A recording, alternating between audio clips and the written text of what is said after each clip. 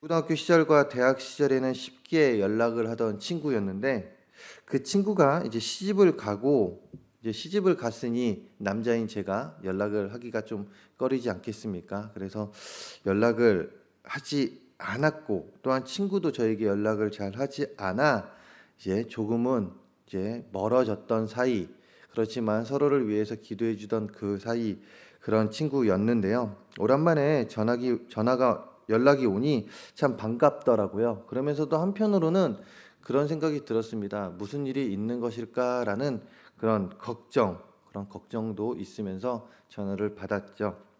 친구의 목소리는 밝았습니다. 오래간만에 전화를 했지만 서로 어색함이 없이 서로의 삶을 나누고 여러 가지 이야기들을 나누었죠. 그러면서 이제 전화를 끝내려던 찰나에 그 친구가 저에게 고맙다라고 이야기하더라고요. 생뚱맞은 말에 뭐가 고맙냐고 제가 물었습니다. 그랬더니 그 친구가 하는 말이 그동안 믿지 않았던 신랑과 또한 종교가 다른 그 시댁이죠. 예, 시댁에서 자신이 그리스도인으로서 살아간다는 것이 이렇게 힘든 일인지는 몰랐다라는 이야기를 하는 것이었습니다.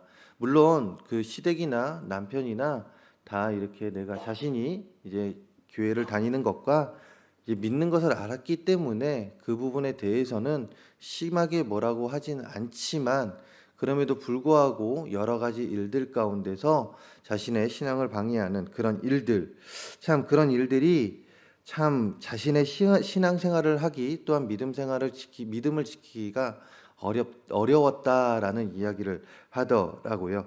그러면서 저와 통화를 하면서 하나님의 이야기도 하고 또한 믿음의 교제를 할 수 있었음에 고마움을 느낀다라고 이야기를 하는 것이었습니다. 그러면서 자신의 신앙과 믿음 생활을 점검할 수 있었다라고 이야기를 하더라고요. 그 이야기를 들었을 때 참 제 생각에 저한테는 이런 생각이 들었습니다. 참 힘들었겠구나라는 생각. 저는 너무나도 쉽게 할 수 있었던 그 교제, 믿음의 교제, 그리고 또한 그 신앙생활이 이 친구에게는 참 힘들었던 시기가 있었구나라는 그런 생각이 들면서요. 저도 친구에게 함께 나눌 수 있게 해 주어서 고맙다라는 말을 하고 전화를 끊었습니다.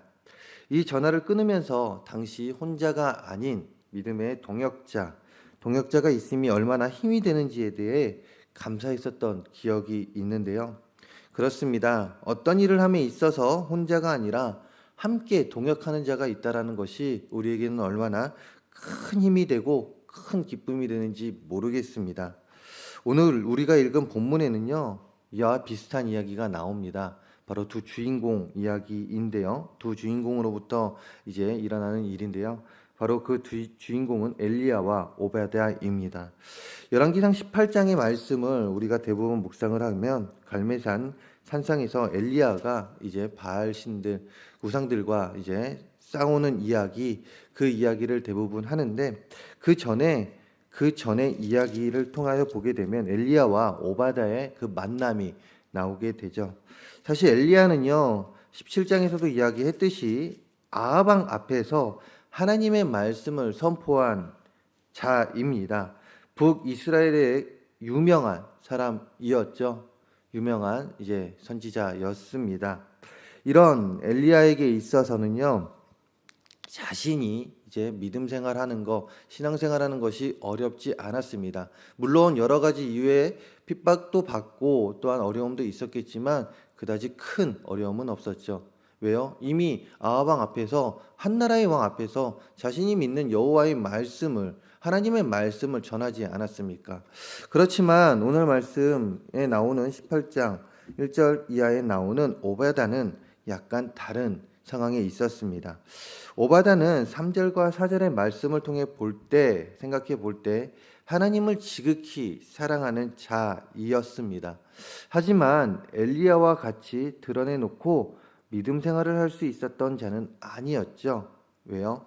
3절에서 기록하고 있듯이 아합이 왕궁 맡은 자 오바다를 불렀으니 라고 기록하고 있듯이 그는 지금 왕궁에서 생활을 하던 자였습니다. 그 왕궁에서 생활을 하였던 자였기 때문에 당시 북이스라엘은 어떤 나라였습니까? 영적으로 심히 타락해 있던 나라 아니었습니까? 그렇기 때문에 하나님이 그들에게 벌을 주지 않았습니까? 우상을 숭배하던 영적으로 타락해 있던 시대 가운데 주님을 믿는 자라면 불평등한 대우를 받던 시대, 그렇기에 오바댜는 궁전에서 자신이 주님을 믿는다라는 것을 이렇게 대놓고 이야기하지 못하고 힘든 믿음 생활을 하고 있었지요. 이런 오바댜가 7절 말씀 이하를 보게 되면 엘리야를 만나게 됩니다. 그리고 엘리야에게 자신의 처지를 이야기하죠. 엘리야에게 말하는 오바댜의 이야기, 참 당시 상황을 비추어 볼 때 오바댜의 이야기는 단순한, 그냥 엘리야에게 단순하게 이야기하는 그런 이야기가 아니었을 것입니다. 아니, 그런 이야기가 아닙니다. 말씀을 잘 이렇게 읽어보다 보면요, 지금 오바댜는요 엘리야에게 감정이 벅차서 감정이 벅찬 그 이야기를 하는 것입니다. 왜요? 혼자 궁전에서 드러내지도 못하고 열심으로 믿음 생활을 할 때 얼마나 끙끙 앓았겠습니까? 그러나 중에 엘리야를 만났으니, 믿음의 동역자를 만났으니 마음에 그동안 쌓였던 그 울분들, 그동안 하지 못했던 이야기들이 얼마나 이제 터지지 않았겠습니까? 그렇게 지금 엘리야를 향한 오바댜의 이야기는 참 감격스럽고도요, 어떻게 보면 원망도 쌓여 있고요, 어떻게 보면 너무나도 기쁨의 그 감정, 그 모든 것이 합쳐진 그 이야기가 되죠. 타락한 북이스라엘에서 힘들게 하나님의 말씀을 전하던 엘리야에게도, 물론 아하방 앞에서 하나님의 이야기를, 하나님의 말씀을 전했지만 그럼에도 불구하고 그 힘들게 이 말씀을 전하던 엘리야에게도요, 믿음의 동역자인 오바댜의 만남은 이렇게 기쁨으로 다가왔을 것입니다. 그리고 서로에게 위로가 되었던 것이죠. 오바댜는 오바댜 나름대로 위로가 되었고요, 엘리야 또한 엘리야 나름대로 위로가 되었던 것입니다. 즉, 이 만남은요 서로에게 위로가 되고 힘이 되는 만남이었습니다.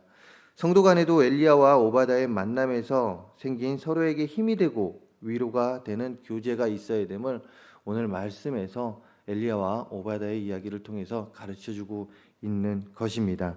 그리고 이런 교제가 다른 사람이 아닌 우리, 여기에 모인 우리들이 해야 하는 일임을 오늘 말씀을 통하여 가르쳐주고 있는 것이죠. 코로나19 시대를 살아가면서 많은 그리스도인들이 힘들어하는 것이 사실입니다. 특히나 얼마 전 재확산의 중심에 교회가 있게 되면서 혼자 신앙생활하는 자들에게 더 힘든 신앙생활을 하는 시기가 바로 지금 아닙니까? 지금도 교회라고 하면 아직도 참 좋지 않은 이미지로 남아 있죠. 그렇기 때문에 혼자 믿음 생활하는 그 우리 성도님들 사이에는 너무나도 힘든 시기임은 분명합니다. 그들에게 필요한 것이 무엇일까요? 다른 것이 아닙니다. 바로 관심입니다. 관심이고요, 힘이 되고 위로가 되는 그 말입니다.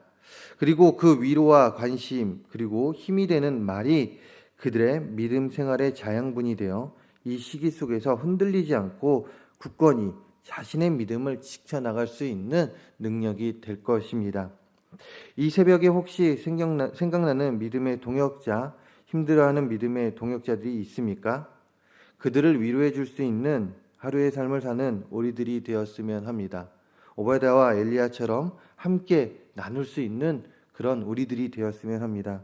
뿐만 아니라 믿음의 동역자뿐만이 아니라 우리의 일상에서 행해지는 모든 교제 속에서도요, 상대방에게 힘과 희망을 주는 우리들의 삶이 되기를 원합니다. 그런 축복의 통로의 삶을 사는 우리가 되기를 소망합니다. 그리하여 우리가 그리스도인으로서 하나님께서 주신 우리의 그 본분, 사명을 감당할 수 있는 자들이 되길 원하고요, 그 가운데 하나님을 기쁘게 하고 또한 우리 믿음의 동역자들과 믿음의 교제를 할 수 있는, 또한 아름다운 교제를 할 수 있는 우리 모두가 되기를 간절히 소원합니다. 기도하겠습니다. 할렐루야. 사랑과 은혜가 많으신 하나님 아버지, 힘든 시기 가운데 하나님, 우리의 믿음 생활이 흐트러지지 않게 하여 주시옵소서. 함께 교제하며 하나님 식탁의 교제가 아니더라도 하나님 함께 만나 아니 함께 전화를 통하여 함께 서로 힘내라는 그 믿음의 교제 가운데 우리의 신앙이 흐트러지지 않게 하여 주시고 그 가운데 더욱더 하나님께 나아가는 굳센 믿음 하나님 다시금 세우며 나아갈 수 있는 우리 모두가 되게 하여 주시옵소서. 하나님 서로가 서로에게 관심을 가지고 또한 힘이 되어주는 그런 축복의 통로의 삶을 살아가는 우리 모두가 되게 하여 주시옵소서. 하나님 그리고 또 이 시간 아름다운 예물 드린 손길이 있습니다. 이 드린 예물 하나님 기뻐 받아 주시고 또한 드린 가정에 하나님 기도 제목과 많은 일들 하나님께서 주관하여 주시고 하나님께서 이끌어 주셔서 하나님의 복의 복으로 채워 주시옵소서. 오늘도 하나님 말씀 붙잡고 나아가 이 세상을 살아가는 우리에게 큰 힘과 능력으로 함께 해주실 하나님을 찬양하며 이 모든 말씀 예수 그리스도의 이름으로 기도합니다. 아멘.